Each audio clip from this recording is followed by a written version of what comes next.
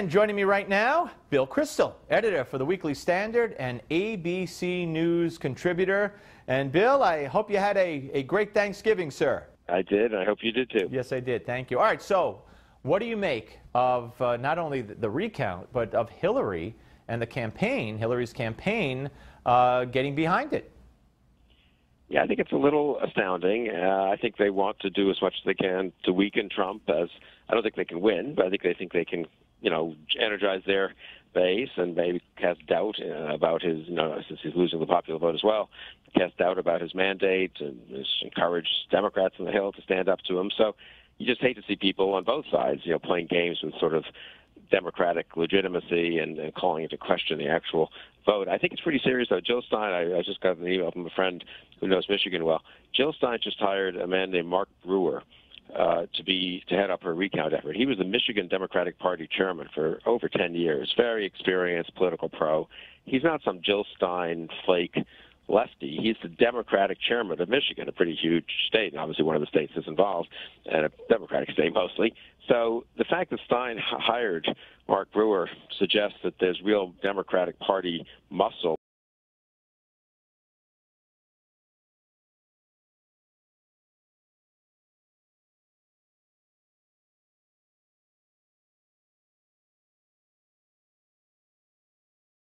So he then threw in almost gratuitously, by the way, I would have won the popular vote if it weren't for the millions of illegals committing voter fraud. What do you think of his reaction? I think it was foolish. I think he should just take the position that the vote was legitimate and we want to have it settled and get to work governing the country, and he hopes to represent everyone. I think the high vote is the way to go, and I think no serious study shows 3 million illegal voters either. So the Washington Post did a big study a few years ago. It was actually pretty controversial, but it was surprisingly conservative. I think 6%, they said, of perhaps the residents who are here who aren't citizens did vote in some, I think it was 2008 election. But if you do the math, you still get to a few 100,000. So, again, I think it was foolish. But, I'm the guy who thought a lot of things he did was foolish, and he obviously won the election, and maybe this is a good way for him to rally his voters and say, well, if you want to play with fire, we'll play with fire as well. It's just that he can have some of his operatives say things like that, but really he should probably try to rise above it. And he's appointing a pretty good cabinet, it looks like. I think he's better off being president-elect and not continuing the campaign. Well, that's interesting that you segued into the cabinet, because that's exactly what I was going to do. And let me ask you about this whole brouhaha over Secretary of State. What do you make, before we get to who you might like to see, what do you make of the Romney, meeting, and then most recently Kellyanne Conway blatantly out there in one forum or another stating that he's been disloyal, he's been the most disloyal, talking about Romney to Trump. He needs to apologize. The conservative base is severely unhappy. And then let's take it to today, where there are reports that Trump is quote unquote furious with her for doing that. What do you make of all that? I mean, God knows, it's a little crazy. I mean, why is Kellyanne Conway on TV talking about a possible Trump cabinet pick? Presumably that's up to the president-elect. I mean, they met, if I'm not mistaken, a week ago Saturday. I think it was over a week ago now.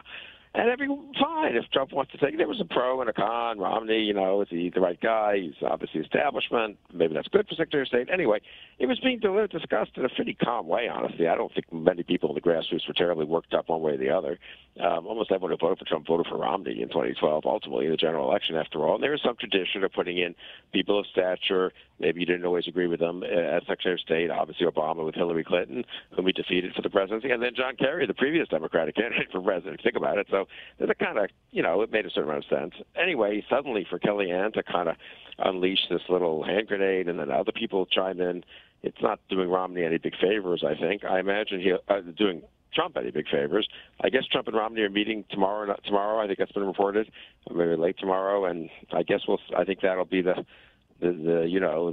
key meeting, and Trump will decide if Romney's who he wants or not.